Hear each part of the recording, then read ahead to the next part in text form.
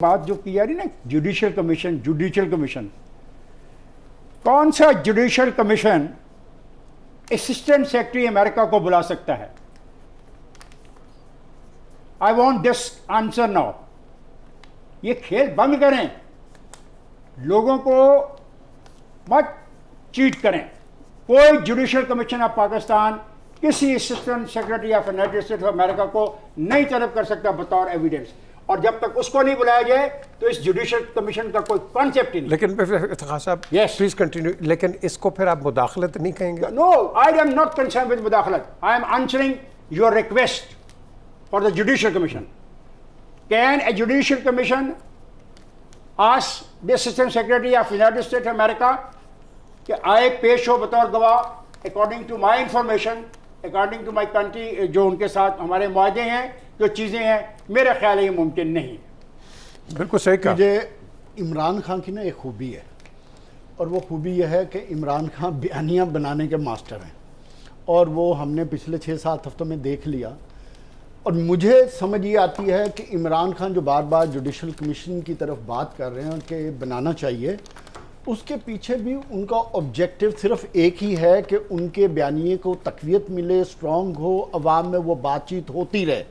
इसके अलावा वो भी इस बात को समझते हैं कि अगर जुडिशल कमीशन बनेगा तो उसमें तमाम स्टेक होल्डर्स को, जो लोग इन्वॉल्व हैं, चाहे वो अमेरिका में बैठे हैं, चाहे लाहौर में बैठे हैं, चाहे इस्लामाबाद बैठे हैं, सबको बुला के अपने अपने बयानात देने पड़ेंगे, जो कि मुमकिन नहीं है।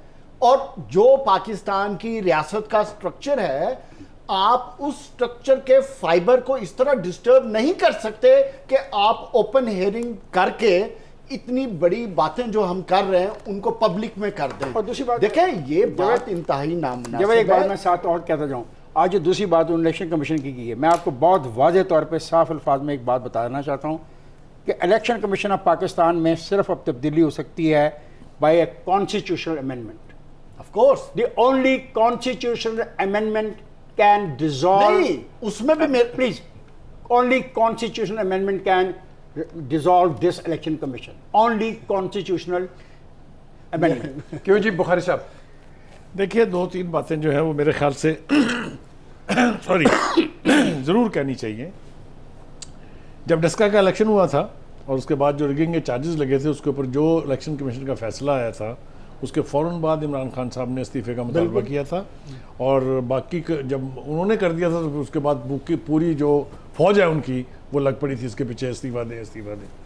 और अब चूँकि पता है कि 1 महीने के अंदर इस्लामाबाद हाई कोर्ट ने फैसला कर दिया कि 1 महीने में आपने इस केस का फैसला करना है, और फैसला फॉरेन फंडिंग का क्या होता है ये खान साहब को बहुत अच्छी तरह से पता है, और ख़ुद उन्होंने अपने जलसे में बता दिया कि मुझे डिस्क्वालीफाई करना चाहते हैं, मेरी पार्टी बैन करना चाहते हैं, और अब फिर इस्तीफ़े का मुतालबा है।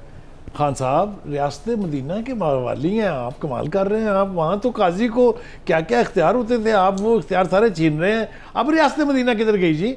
करने देना फैसला जो आप अपने मुखालफीन के फैसले चाहते थे कि उनके केसेस के फैसले हों, अपने का भी होने देना, दिल बड़ा करें जरा। ये चीफ इलेक्शन कमिश्नर लगाया किसने था? खान साहब ने। नहीं मान रहे।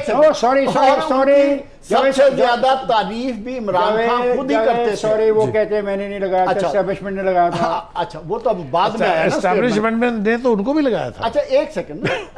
उससे पहले लगाती है, चलो लगा दिया। फिर साहब जब चीफ इलेक्शन कमिश्नर लगा था तो सबसे ज्यादा इमरान खान ने तारीफ की। जी हाँ जी। ये वही इमरान खान है जो अदारों को की आजादी की बात करते थे, लेकिन पॉइंट ये है कि अगर उनके इंटरेस्ट की बात हो तो ठीक है, प्रेस कॉन्फ्रेंस चल रही है, की बात हो तो वायरल हुई है सोशल मीडिया पे। बिल्कुल, thank you very much, thank you Javed. Spoken the most, very good.